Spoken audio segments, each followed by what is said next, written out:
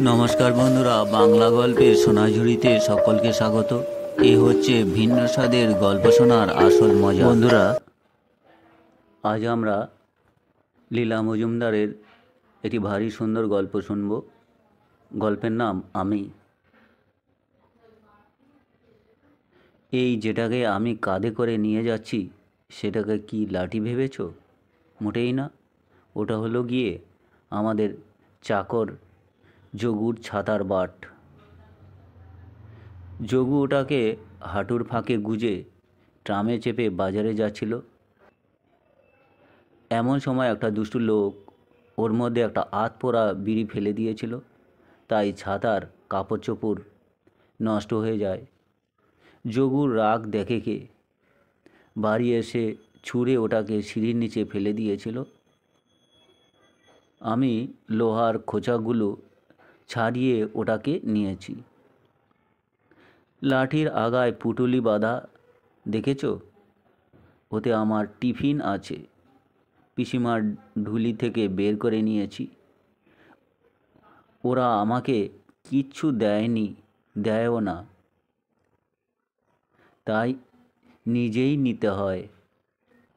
আমার সঙ্গে সঙ্গে কালো মতন একটা কি যাচ্ছে, দেখেছ? ওটা ছোটুকার কুকুর পুকি। কোনো কিছু আমার নয়, খালি প্যান্টটা আর শার্টটা। জুতোটাও গুন্টুর, ওকে না বলে নিয়েছি। কোথায় যাচ্ছি জানো? রামধনুর খোঁজে। কেন জানো? রামধনুর গোড়ার খুঁটিতে এক ঘোড়া সোনা পোঁতা থাকে, তাই সোনা দিয়ে কি করব জানো? এক সিংহওয়ালা একটা ঘোড়া কিনব। কেন কিনবো বলো তো? ওতে চেপে দিদিমার কাছে ফিরে যাব বলে। দিদিমার কাছে কেন যাব জানতে চাও? দিদিমা আমাকে দারুণ ভালোবাসে, তাই। আমার জন্য নারকেলের নাড়ু বানায়, ঘুড়ি কেনে, আপেল কেনে, রাত জাগতে দেয়, পড়তেও বলে না। কেউ বকলে রাগ করে, পড়ে গিয়ে সারা গায়ে কাদা লাগলে কোলে নেয়। আমি খুব খারাপ ছেলে, তা জানো? মা বাবা, ছোটকা, পিসিমা, বড়দি, মেজদি সবাই বলেছে আমার মতো খারাপ ছেলে ওরা কখনো দেখেনি। আমি ঘুম থেকে উঠতে চাই না, দাঁত মাজি না, পড়তে চাই না, খাতা পেন্সিল খুঁজে পাই না, বই ছিঁড়ি, স্নান করতে দেরি করি, মুখোমুখি উত্তর দেই, বড়দের কথার অবাধ্য হই। আমার মতো দুষ্টু ছেলে আর হয় না জানো। আমি না বলে ছর্দির সব লজেন্স খেয়ে ফেলেছিলাম, একটাও রাখিনি।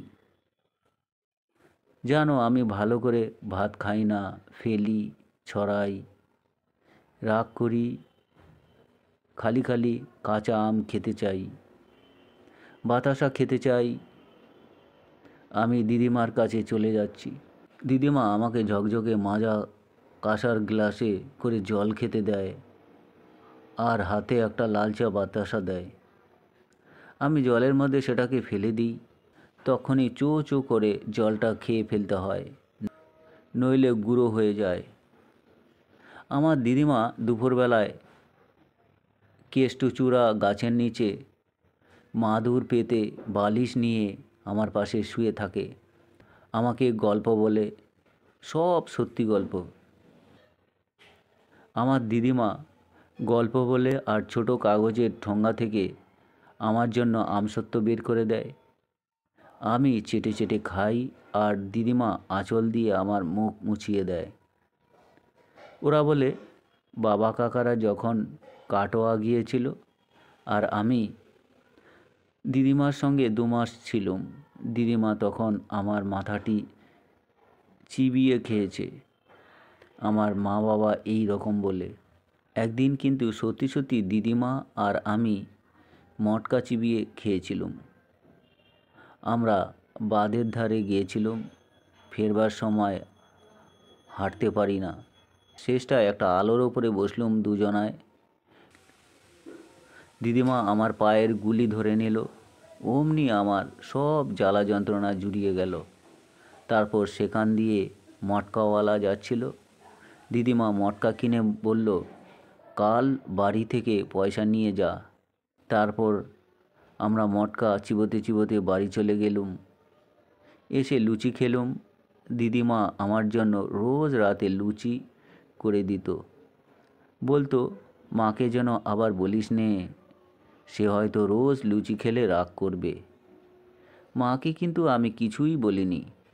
দিদিমা আমাকে বেড়াল কোলে নিয়ে শুতে দিত। পুষি আমার বালিশ মাথা রেখে আমার পাশে রোজ ঘুমোতো।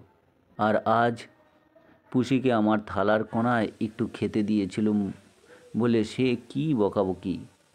তাই আমি আর এখানে থাকব না। রামধনু খুঁজে তার খুঁটির গোড়া থেকে সোনার ঘোড়া বের করে তাই দিয়ে এক সিংহওয়ালা ঘোড়া কিনে তাতে চেপে দিদিমার কাছে গিয়ে হাজির হব। ভীষণ আশ্চর্য হয়ে যাবে না দিদিমা? আমি জানি ওসব ঘোড়া টোড়ার গল্প, এক সিংহওয়ালা ঘোড়ার গল্প দিদিমা সব বানিয়ে বলে। তাই সত্যি করে যখন এক সিংহওয়ালা ঘোড়া চেপে হাজির হব, কেমন চমকে যাবে না দিদিমা? তো বন্ধুরা, এই ছিল আজকের গল্প।